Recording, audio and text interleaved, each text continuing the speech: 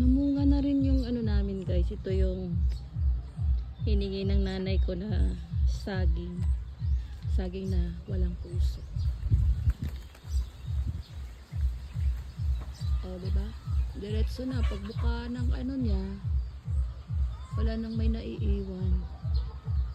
Kasi yung puso, kaya hindi lang tao. Hindi lahat ng saging may puso.